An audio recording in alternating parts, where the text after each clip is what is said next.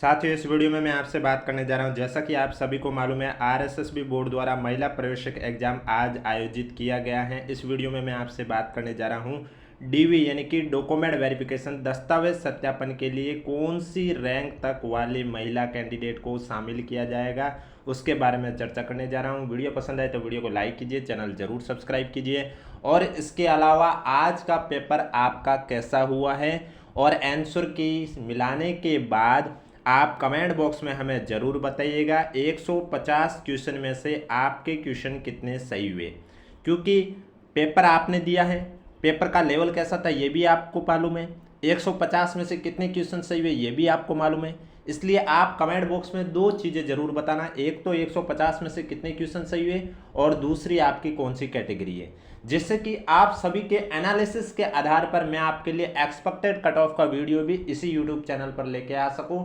इसलिए अगर अभी तक आपने चैनल सब्सक्राइब नहीं किया तो चैनल जरूर सब्सक्राइब करें, नोटिफिकेशन भी ऑन करें। और आज के पेपर की पीडीएफ आपको हमारे टेलीग्राम चैनल पर देखने को मिल जाएगी, जिसका लिंक नीचे डिस्क्रिप्शन में दे रखा है। अगर अभी तक आपने ज्वाइन नहीं किया तो आप जाके ज्वाइन कर सकते हो। तो चलिए बात करते हैं। सबसे पहले तो डॉक्यूमेंट वेरिफिकेशन के लिए कौन सी रैंक तक वाले महिला कैंडिडेट सेफ होंगे, यानी कि जब प्री डीवी आपका रिजल्ट आएगा तो उसमें आपकी रैंक कहां तक आएगी तब आप सेफ है, अन्यथा फिर आप सेफ नहीं है डॉक्यूमेंट वेरिफिकेशन के लिए।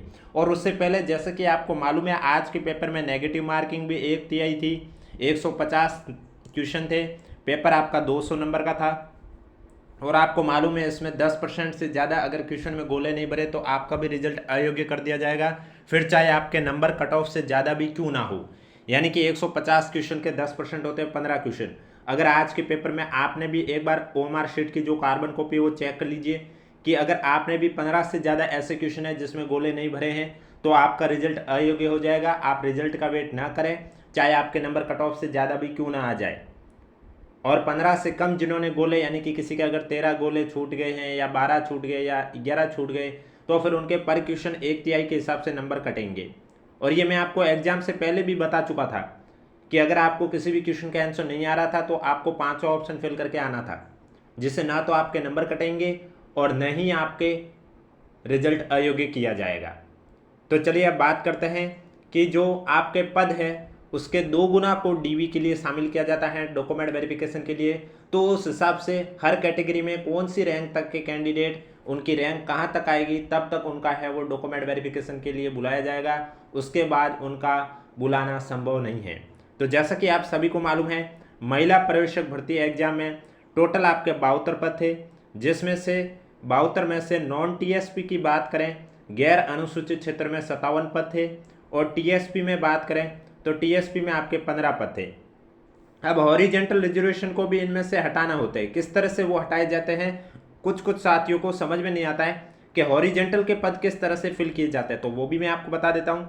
देखो, सबसे पहले गैर अनुसूचित क्षेत्र में बात करूँ तो आप देख सकते हैं यहाँ टोटल कुल पद कितने दे रखे हैं, 57, जिसमें से सामान्य में देखें तो सामान्य महिला के 34 पद है, विधवा के 3 पद हैं, परित्यक्ता का 1 पद है। अब आप हर कैटेगरी में देखोगे तो जनरल कैटेगरी कहीं नहीं लिखी हुई, क्योंकि महिला प्रवेशक ओनली फॉर महिला कैंडिडेट के लिए ही ये भर्ती परीक्षा थी।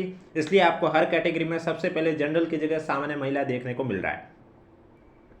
अनुसूचित जाति बात करें, एससी कैटेगरी में कोई भी पद नहीं था, आप देख सकते हैं, चाहे सामान्य महिला का हो, विधवा का हो, परित्यक्ता का। अब अगर किसी महिला ने एससी कैटेगरी से फॉर्म फिल किया है तो अगर उसके मार्क्स जनरल के कट ऑफ को क्रॉस करते हैं तो वो जनरल से सिलेक्शन हो जाएगा। ऐसा नहीं है कि एससी वाले फॉर्म नहीं भर रहे थे, फॉर्म नहीं भर पा रहे, या फिर उनका एग्जाम नहीं होगा। एग्जाम होगा, फॉर्म भी वो फिल कर सकते थे। अगर उनकी कट ऑफ जनरल से ज़्यादा आ रही है तो फिर उनका जनरल से सिलेक्शन मान लिया जाएगा, बस उनकी खुद की जो कैटेगरी है उसमें पद नहीं थे। अगला है अनुसूचित जनजाति यानी कि एसटी कैटेगरी। तो एसटी कैटेगरी में आप देख सकते हैं सामान्य महिला में 5 पद है, विधवा में कोई भी पद नहीं है, परित्यक्ता में 1 पद है। अब ये पद किस तरह से फिल होते हैं वो भी मैं आपको बताऊंगा। अगर कोई परित्यक्ता कैटेगरी की महिला कैंडिडेट नहीं मिले बोर्ड को तो वो पद किसको काउंट किया जाएगा वो भी बताऊंगा। इसके बाद आप देख सकते हैं अन्य पिछड़ा वर्ग यानी कि ओबीसी कैटेगरी में आप देख सकते हैं सामान्य महिला के 6 पद है, विधवा का 1 पद है, परित्यक्ता में कोई पद नहीं है। अति पिछड़ा वर्ग यानी कि एमबीसी कैटेगरी में आप देख सकते हैं सामान्य महिला के 2 पद हैं, विधवा और परित्यक्ता में कोई भी पद नहीं है। आर्थिक रूप से कमजोर वर्ग यानी कि ईडब्ल्यूएस कैटेगरी में आप देख सकते हैं सामान्य महिला के 4 पद हैं, विधवा और परित्यक्ता में कोई भी पद नहीं है। और 12 जिले की शहरी या जनजाति में भी कोई भी पद नहीं है, ना तो सामान्य महिला में है, ना विधवा में, ना परित्यक्ता में। तो आप टोटल काउंट करोगे तो देखेंगे 57 पद यहाँ पर दे रखे कुल इस भर्ती परीक्षा के लिए नॉन टीएसपी में। तो यहाँ आप देखोगे जनरल में आप देखोगे 34 और एक 35 दिन 38 हो गए, ये 38 और 6 ये हो गए 44, 44 और 7 ये हो गए आपके 51, 51 और 4 हो गए 55 और 2 57। तो अब आप सोचेंगे कि 57 तो यही काउंट कंप्लीट हो गए। तो ये जो हॉरिजेंटल रिजर्वेशन में अलग अलग 1 4 1 पद दे रखे ये किस तरह से फिल होते हैं। तो जैसे कि आप देखेंगे हॉरिजेंटल रिजर्वेशन में विशेष योग्यजन में जैसे बीएलबी कैटेगरी में 1 पद लिखा हुआ है, एचआई कैटेगरी में 1 पद लिखा हुआ है, एलडीसीपी में कोई पद नहीं है, एमआईएमडी में भी कोई पद नहीं है। इसी तरह भूतपूर्व सैनिक एक्स सर्विसमैन में आप देखोगे तो जनरल में 4 पद हैं, एससी कैटेगरी में कोई पद नहीं है, एसटी कैटेगरी में 1 पद है, ओबीसी कैटेगरी में 1 पद है, एमबीसी कैटेगरी में 1 पद है, ईडब्ल्यूएस कैटेगरी में 1 पद है और उत्कृष्ट खिलाड़ी में 1 पद है। तो ये अब पद किस तरह से फिल होते हैं वो मैं बताता हूँ। जैसे कि आप देखेंगे विशेष योग्यजन में एचआई में 1 पद है, यानी कि अगर एचआई कैटेगरी का कोई कैंडिडेट बोर्ड को मिल जाता है जिसने कट ऑफ क्रॉस कर रखी है एचआई की जितनी भी गई है, तो वो एचआई में हॉरिजेंटल में एचआई में आता है, तो वो कौन सी कैटेगरी का कैंडिडेट है, ओबीसी का है, जनरल का है, ईडब्ल्यूएस का, जिस कैटेगरी का होगा वो पद उस कैटेगरी में काउंट किया जाएगा। जैसे कि मैंने मान लिया कि विशेष योग्यजन में एचआई कैटेगरी से ओबीसी कैटेगरी का एक कैंडिडेट सेलेक्ट हुआ है, तो अब ये जो महिला कैंडिडेट एचआई कैटेगरी की 1 पद है और ये ओबीसी की है, तो इसका जो पद है वो अगर उसने जनरल की कट ऑफ क्रॉस नहीं कर रखी है, ओबीसी की कर रखी है, या फिर इसकी जो एचआई कैटेगरी की कट ऑफ है वो क्रॉस कर रखी है, तो इसको शामिल कर दिया जाएगा ओबीसी कैटेगरी में। जो 6 पद है सामने मिले उसमें काउंट कर दिया जाएगा इस एक को। उसी तरह भूतपूर्व सैनिक में जैसे कि आप देखेंगे जनरल में 4 पद है, तो ये जनरल में जो 34 पद है सामने मिला उसमें काउंट होंगे। एसटी में 1 पद है, तो ये आपका जो एसटी कैटेगरी में सामने मिले कि 5 पद है उसमें काउंट होंगे। ओबीसी का 1 पद है, तो ये ओबीसी में जो आप देखेंगे 6 पद है उसमें काउंट होंगे। एमबीसी में 1 पद है, इसका मतलब एमबीसी में सामने मिले कि जो 2 पद है उसमें काउंट होगा कैंडिडेट कोई मिला तो। ईडब्ल्यूएस में 1 पद है, तो ईडब्ल्यूएस में जो 4 पद है उसमें काउंट होगा। अब उत्कृष्ट खिलाड़ी का 1 पद है, अब जो कैंडिडेट महिला कैंडिडेट सेलेक्ट होगी वो कौन सी कैटेगरी की है, उसी कैटेगरी में वो 1 पद है वो काउंट किया जाएगा। तो इस तरह से आपके पदों का वर्गीकरण किया जाता है। अब जैसे कि इनमें अगर देखा जाए, जैसे कि आप यहाँ पर देखेंगे अनुसूचित जनजाति, यहाँ पर परित्यक्ता में 1 पद है, विधवा में कोई पद नहीं है, सामान्य महिला में 5 पद है।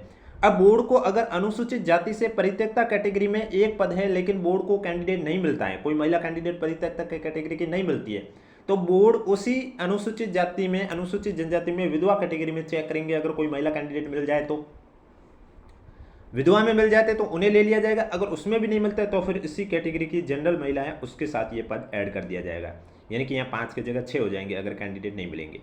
ठीक इसी तरह अन्य पिछड़ा वर्ग में भी अगर बोर्ड को विधवा या परित्यक्ता कैटेगरी से कोई महिला नहीं मिलती है तो यहाँ 6 का 7 हो जाएगा, सामान्य महिला में पद ऐड हो जाएगा, लेकिन जनरल में ऐड नहीं किए जाएंगे, उनकी जो कैटेगरी है उसके जनरल में जरूर ऐड कर दिया जाएगा। ठीक इसी तरह टीएसपी की बात करेंगे, फिर आगे बताऊंगा मैं आपको दस्तावेज सत्यापन के लिए कौन सी रैंक तक वाले महिला कैंडिडेट को शामिल किया जाएगा। लेकिन उससे पहले वीडियो पसंद आ रहा है तो एक बार वीडियो को लाइक कर लीजिए, चैनल भी जरूर सब्सक्राइब कर लीजिए, और आपका पेपर कैसा हुआ कमेंट बॉक्स में जरूर बताइएगा। 150 में से आपके कितने क्वेश्चन सही हुए, कौन सी कैटेगरी से, ये 2 चीज़ें कमेंट बॉक्स में हमें जरूर बताइएगा।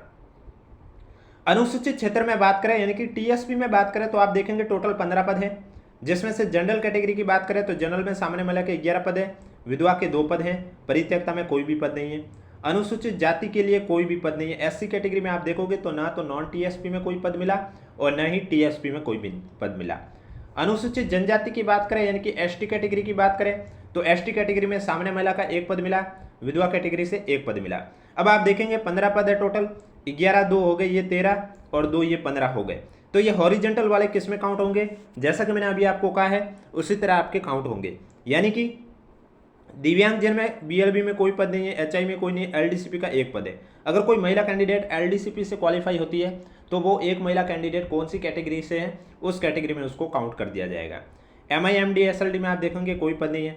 भूतपूर्व सैनिक की बात करें तो एक्स सर्विसमैन में आप देखेंगे जनरल का 1 पद है, तो अगर कोई भूतपूर्व सैनिक से कैटेगरी से कोई जनरल कैटेगरी की महिला काउंट होती है, सेलेक्ट होती है, तो उसको उसकी जनरल कैटेगरी के साथ काउंट कर दिया जाएगा, यानी कि यहाँ 11 की जगह 10 हो जाएंगे फिर पद। एससी कैटेगरी में कोई नहीं है, एसटी कैटेगरी में 1 पद है। और उत्कृष्ट खिलाड़ी में भी एक पद है। अब उत्कृष्ट खिलाड़ी में एक पद है तो अगर वो जो महिला कैंडिडेट सेलेक्ट होती है वो कौन सी कैटेगरी के, उस कैटेगरी के साथ उसको ऐड कर दिया जाएगा। अब देखो मैं हॉरिजेंटल रिजर्वेशन वालों को माइनस करूं एक बार, उसके बाद अगर बताऊं तो फिर आप डीवी के लिए आपको मालूम है 2 गुना, रिक्त पदों के 2 गुना। जैसे कि आप देखेंगे जनरल कैटेगरी में 34 पद है सामान्य महिला के। अब जैसे कि यहाँ मैंने आपको कहा जनरल के ये 4 अगर कोई कैंडिडेट मिल जाते हैं बोर्ड को तो फिर वो यहाँ से 34 में से ही हटेंगे। और इसी तरह अगर बीएलवी एचआई कैटेगरी से कोई महिला जनरल कैटेगरी की निकली तो फिर और भी यहाँ से हटेंगे। तो मैं अभी आपको जो बता रहा हूँ वो ऊपर ऊपर यहाँ से ही बता रहा हूँ पदों के हिसाब से, क्योंकि फिर जो कैंडिडेट बीएलवी कैटेगरी का जो कैंडिडेट सेलेक्ट हुआ वो कौन सी कैटेगरी का वो अभी तो हम नहीं बता सकते। जब कैंडिडेट सेलेक्ट होगा तभी पता चलेगा कि वो वही जो सेलेक्ट हुआ वो कौन सी कैटेगरी का था, जनरल का था, ओबीसी का था, एससी का था या एसटी का था, चाहे उत्कृष्ट खिलाड़ी का हो। इसलिए मैं अभी जो आपको बता रहा हूँ वो जो ऊपर दे रखे हैं कुल पद उसी के हिसाब से बता रहा हूँ कि आपकी जो कौन सी रैंक तक आएगी तो आपका डीवी के लिए एलिजिबल होगा। देखो डीवी में अगर 2 महिला कैंडिडेट मिल जाते हैं, सीटें एक हैं, 2 महिला कैंडिडेट है, दोनों के नंबर समान है तो डीवी के लिए दोनों कैंडिडेट को बुलाया जाएगा। जिनके नंबर समान हैं उन सभी को डीवी के लिए बुलाया जाएगा। यानी कि जैसे कि बोर्ड को अगर 50 को बुलाना है डीवी के लिए और जो 50वां महिला कैंडिडेट है उसके नंबर है माना कि 140 और 51 नंबर कैंडिडेट है उसके भी 140 है, 52 नंबर कैंडिडेट के उसके भी 140 है, तो 51 52 इन दोनों को भी बुला दिया जाएगा डीवी के लिए। डीवी में 2 गुना को कहा जाता है और इसी वजह से संख्या ज़्यादा होती है रिक्त पदों के। कभी कभी आप भर्ती परीक्षा में देखते हो जैसे 1000 पद होते हैं डीवी के लिए बुलाते हैं तो 2700 पे पद हो जाते हैं कैंडिडेट, 2500 हो जाते हैं। वो इसी वजह से होते हैं कि वो तो पदों के 2 गुना को बुलाते हैं, लेकिन जब कैंडिडेट के मार्क्स सेम होते हैं तब फिर उन दोनों कैंडिडेट को डीवी के लिए बुला दिया जाता है। फिर फाइनल सिलेक्शन किसका होगा वो बाद की बात है। अब जैसे कि आप देखेंगे अगर कोई महिला कैंडिडेट जनरल कैटेगरी की है तो सामान्य महिला में जैसे 34 पद है तो डीवी के लिए इसके डबल 2 गुना को बुलाया जाएगा। यानी कि 68 रैंक तक आपके जिनकी भी ओवरऑल 68 रैंक तक, जनरल वालों के लिए 68 रैंक तक आना कंपलसरी होगा अगर आपको डीवी के लिए बुलाया जाए तो।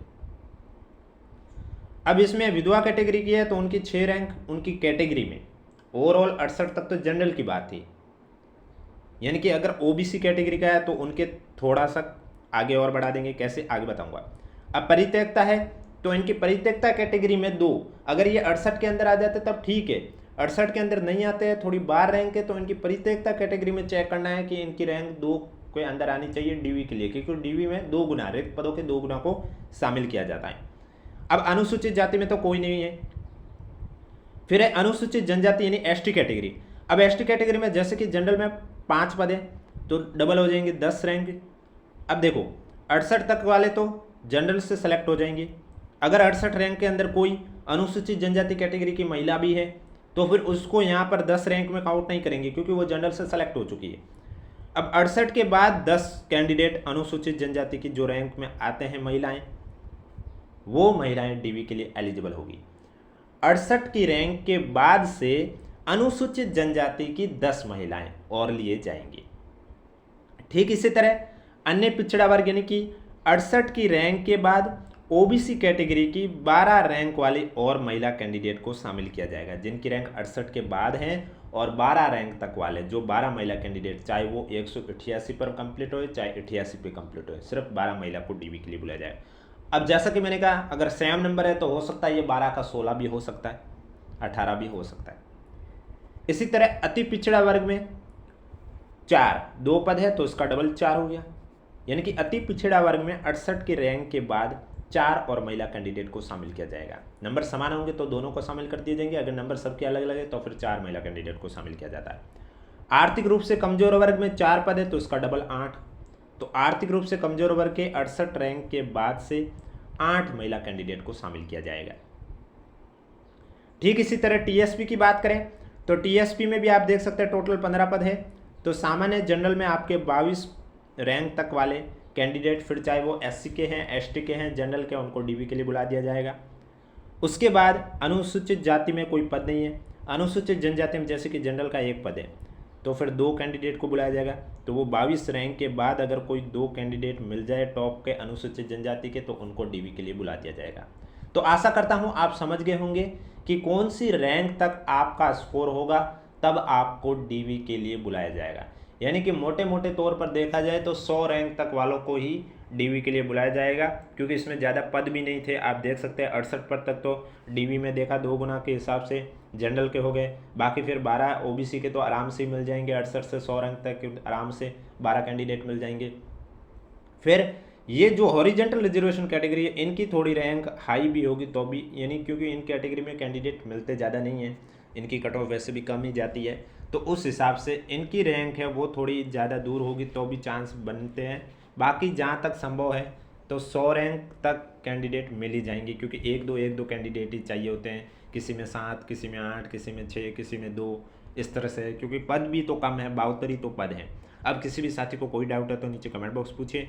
वीडियो पसंद आए तो वीडियो को लाइक कीजिए, चैनल जरूर सब्सक्राइब कीजिए। और जिन भी महिला कैंडिडेट ने आज एग्जाम दिया तो 2 चीज़ें कमेंट बॉक्स में ज़रूर बताइएगा कि 150 में से आपके कितने क्वेश्चन सही हुए और आपकी कौन सी कैटेगरी है, जिससे कि हम आपके लिए एक्सपेक्टेड कट ऑफ का भी वीडियो इस यूट्यूब चैनल पर लेके आ सके। क्योंकि एग्जाम आपने दिया है, पेपर का लेवल कैसा था ये आपको मालूम है, आपका पेपर कैसा हुआ ये भी आपको मालूम है, और 150 में से आपके कितने क्वेश्चन सही हो रहे हैं ये भी आपको मालूम है।